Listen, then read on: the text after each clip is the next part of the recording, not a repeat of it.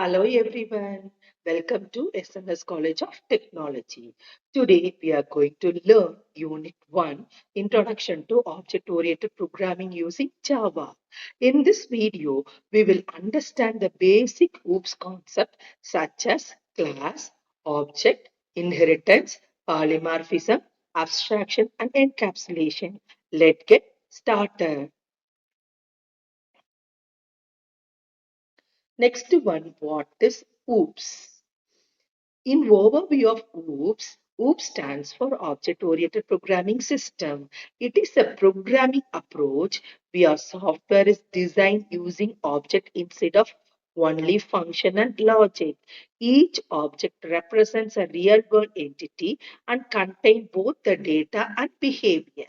Object helps us write a program that are easy to understand, maintain, and reuse. Next, diagrammatical representation of OOPS.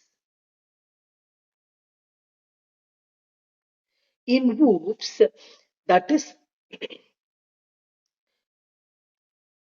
that is in traditional programming, we focus only on procedure and function. But in object-oriented programming, we focus on modeling real-world objects such as student, bank account. Each object contains a property and action.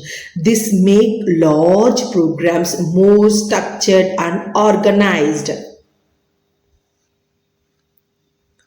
Next one, class.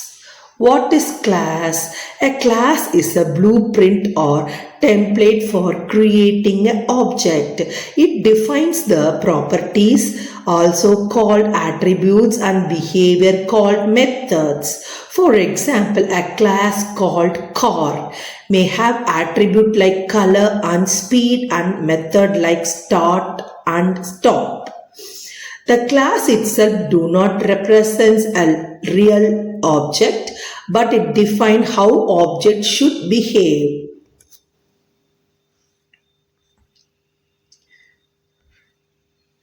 Next one, a simply put, a class is a user-defined data type that group data and function together. It helps in organizing a code and improving our reusability.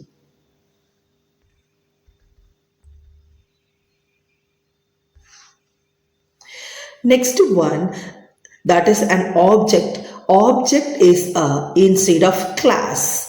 It represents a real world entity that occupy a memory and perform action.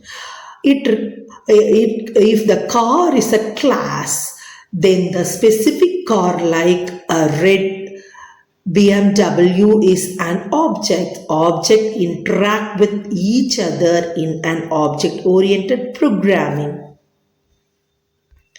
Next one, inheritance. In inheritance, allows one class to acquire the property and method of other class. The existing class is called a parent class and the new class is called a child class. Inheritance helps in code reuse and reducing the redundancy. For example, the vehicle class can be inherited by the car and bike class. Next one, polymorphism. In polymorphism,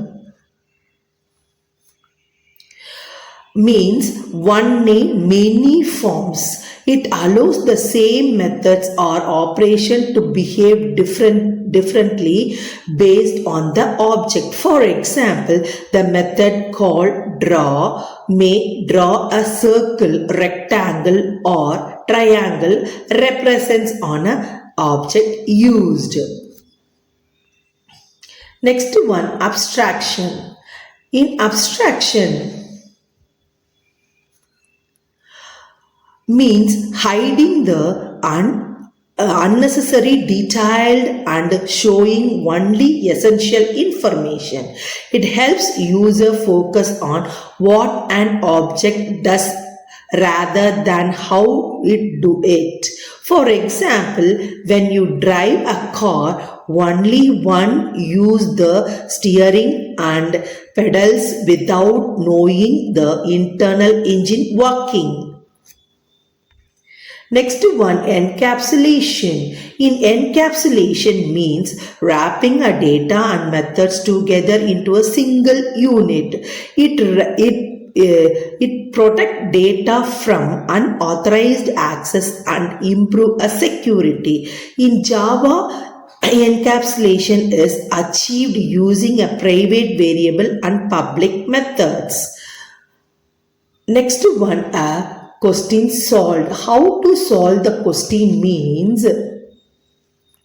let's think about this example. A car design drawing represents a detailed plan when the actual car represents a real object. Here, the design drawing represents a class and the actual car represents an object.